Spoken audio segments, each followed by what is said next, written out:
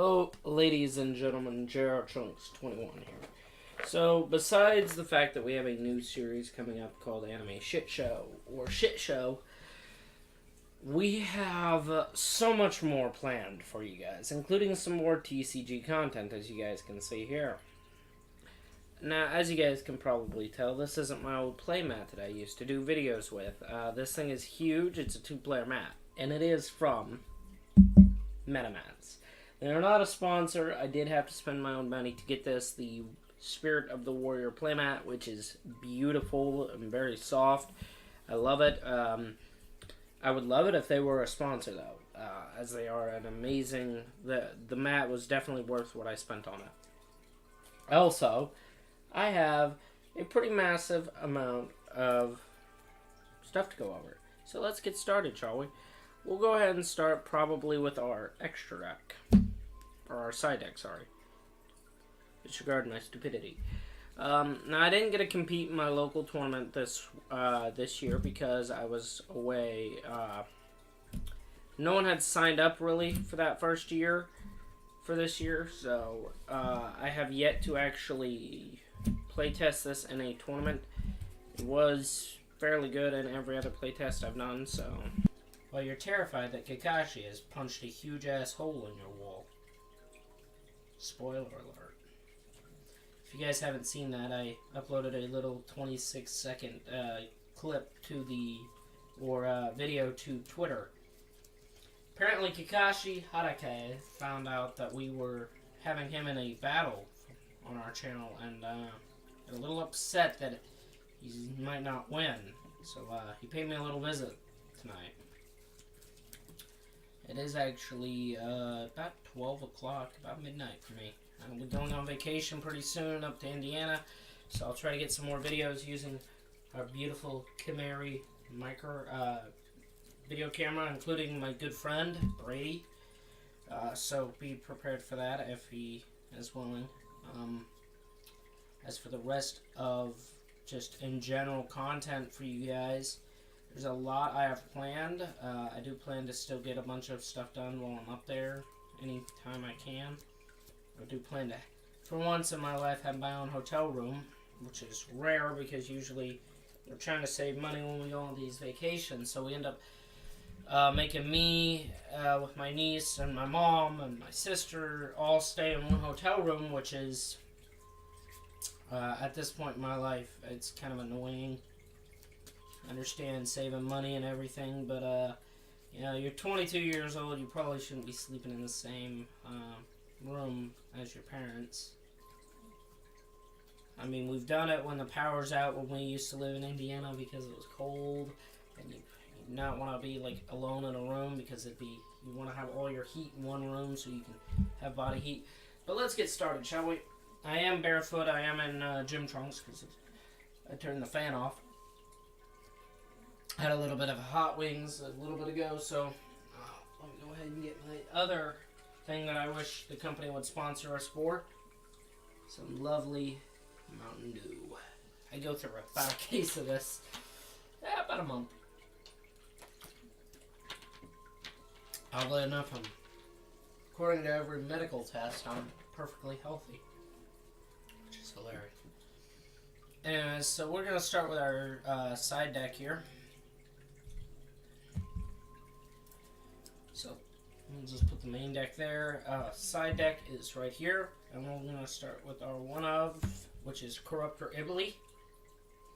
Really nice. Locks your opponent out of special summoning when you use it. So, I do occasionally go into it. It's rare because when I built this deck originally, I used this guy right here. Let me go ahead and get my spare deck box. I used everyone's favorite little Link 4 monster, Firewall Dragon.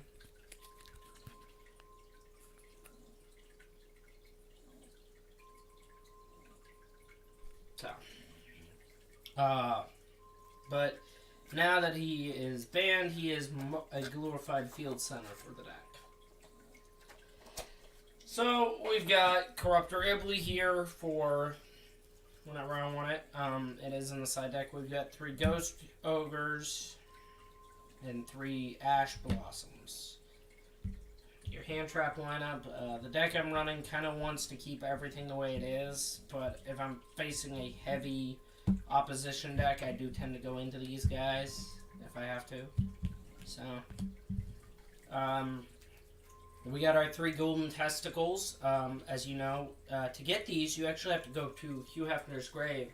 And about once a month, he regrows both of his testicles while there, so you kind of have to loot his testicles. So you got your 3 golden testicles. Straight from Hugh Hefner. Thanks, Hugh. And now our spells that are in our side deck. We've got 1 Raigeki and 1 Dark Hole. You can get any kind of print. I went for the cheaper version of Raigeki, and I've had it, and it goes between decks. And I believe this is from starter deck, 15? Damn, I'm good. Starter deck 15, Dark Hole, so. And your 1 strike. Because you never need more than 1. In fact, I almost never use it with the other options that are in this deck. So let's go into our traps, our trap lineup, which we've got 3 red reboots. Always nice to say no to your opponent's trap cards, including the one that's currently in my hands, the 3 of which is our 3 evenly matched, which are, again, breaking people's boards is always nice, especially since when I originally started playing at my college, you know, I could play Synchrons and still do pretty decently. And then we had a bunch of people come in and they would drop a shit ton of cash on competitive decks.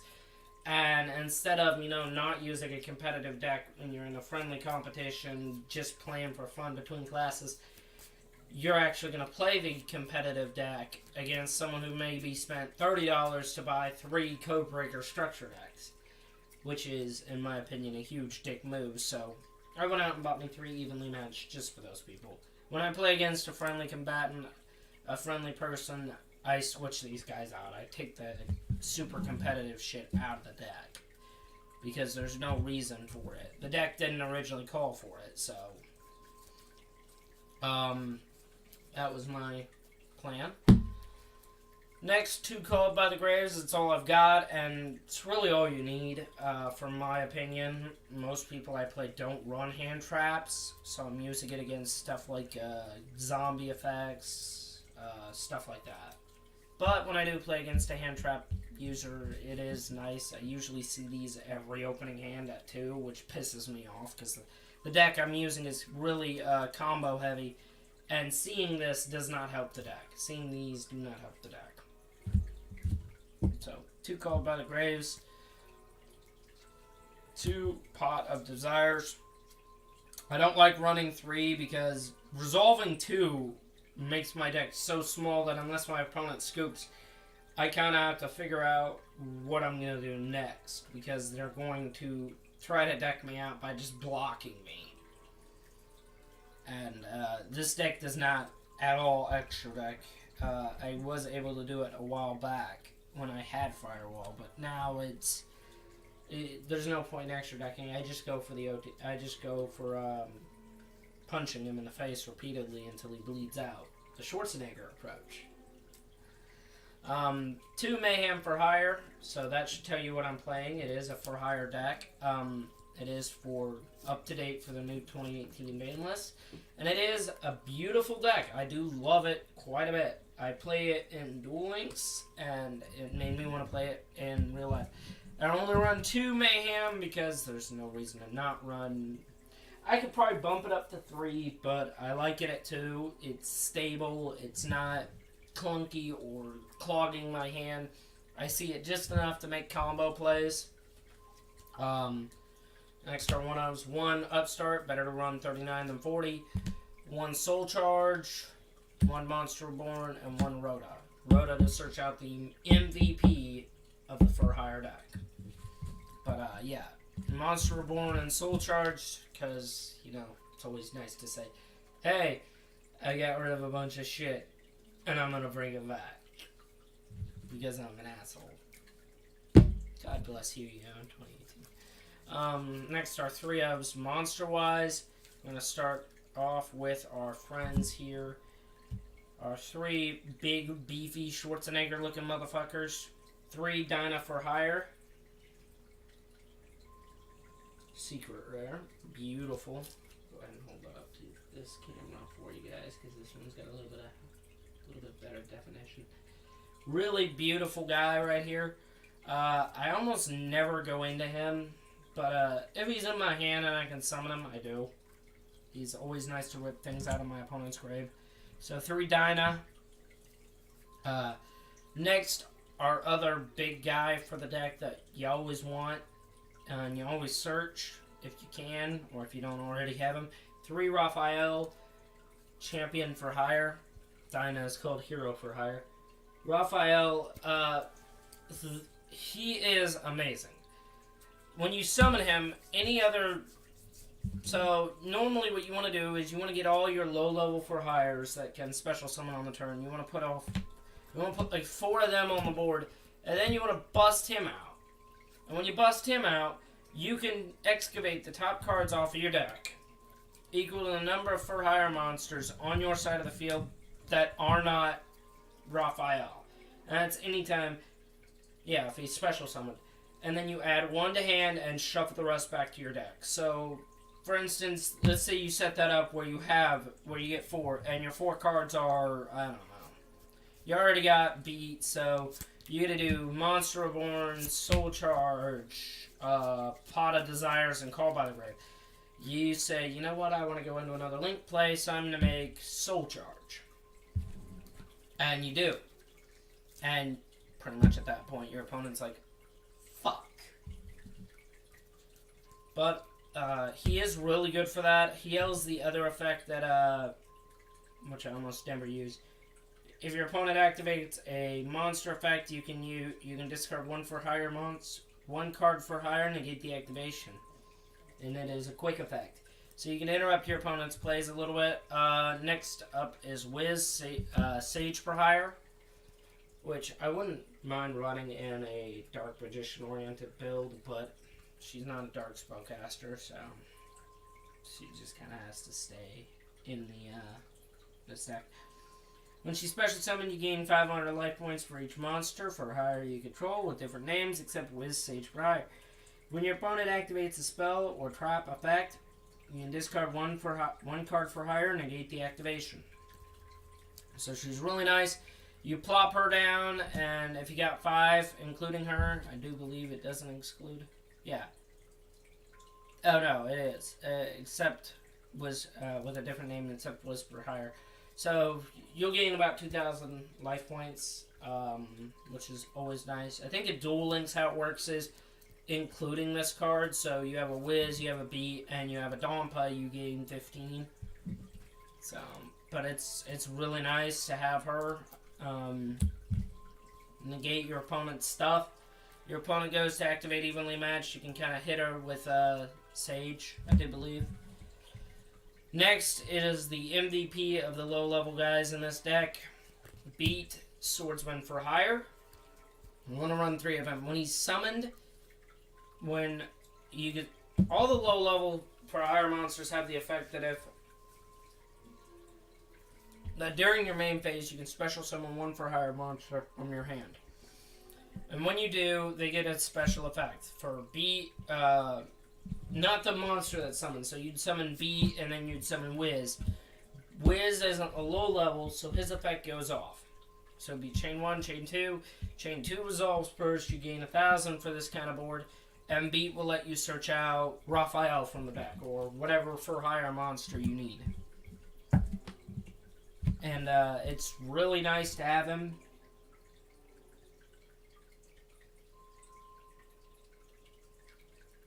If a monster... Yeah, and you... Of course, they all have hard once per turn effects, but 3 beats, always nice to have them. They're always... The reason this deck was a little expensive, because when I first looked at this guy was like $13. And Mayhem was like 11, 12. It's vice versa if I got that wrong. It's either Beat was 13 or Mayhem was 13, a copy. Next is Helmer, Helmsman for Hire, which is always a good name. Really good guy. When you special summon him, or when you special summon, you can discard 1 for Hire card and draw 1 card, which is, I do believe it's discard 1 card for Hire. Yeah, discard 1 card for Hire, draw 1 card. So, 3 of him. You can make rank 3s. I don't have any rank 3s in here, so I almost never make any. But yeah, really good guy. Allows you to just thin out your deck even more. You're already going to banish 20 cards, so why don't you want to draw some? Bravo, Fighter for Hire. Really nice. He boosts your monsters by 500 for each. When he special summon, when a monster special summon.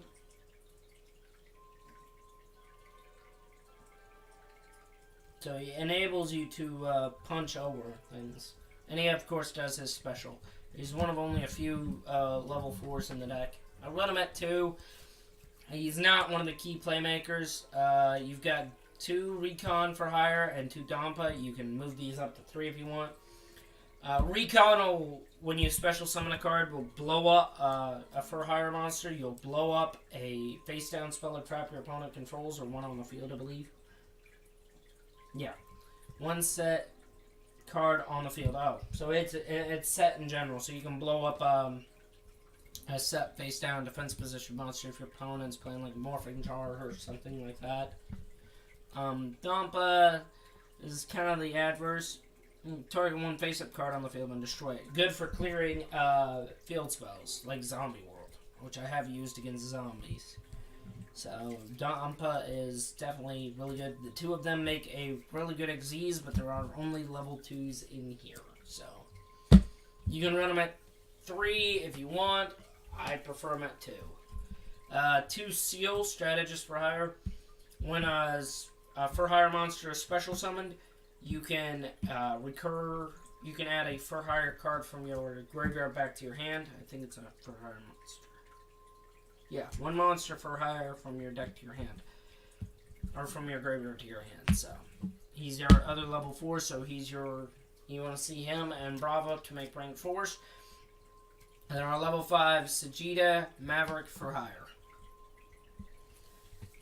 When it's summoned, you can burn your opponent for 500 for each for Hire monster you control with a different name except Sagitta, Maverick for Hire.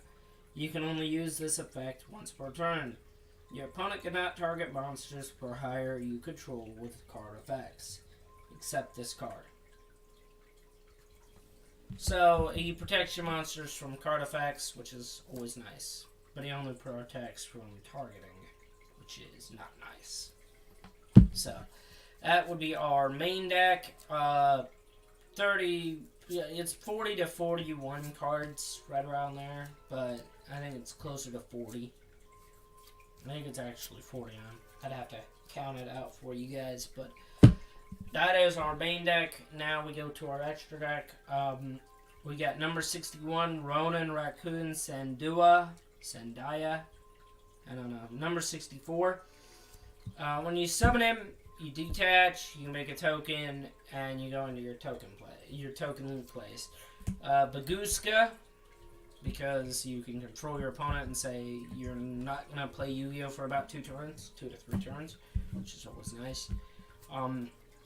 Next are Link 1s, which are Link Karibo, Link Spider, and Nightmare Mermaid. Nightmare Mermaid, kind of hard to make. You have to actually run Ibly in the deck, and I don't normally run Ibly, so Mermaid's just here in case I want to. But the rest of them are pretty good. You make Link Spider with the token, you make Link Karibo with the token.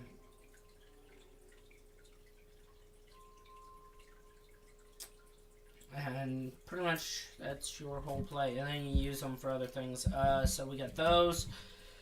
Underclock Taker, Cerberus, Phoenix, and Unicorn. So, well, Unicorns are like 3s. So, Underclock is nice. It has the arrow, the same arrow, other than the top pointing arrow as Cerberus.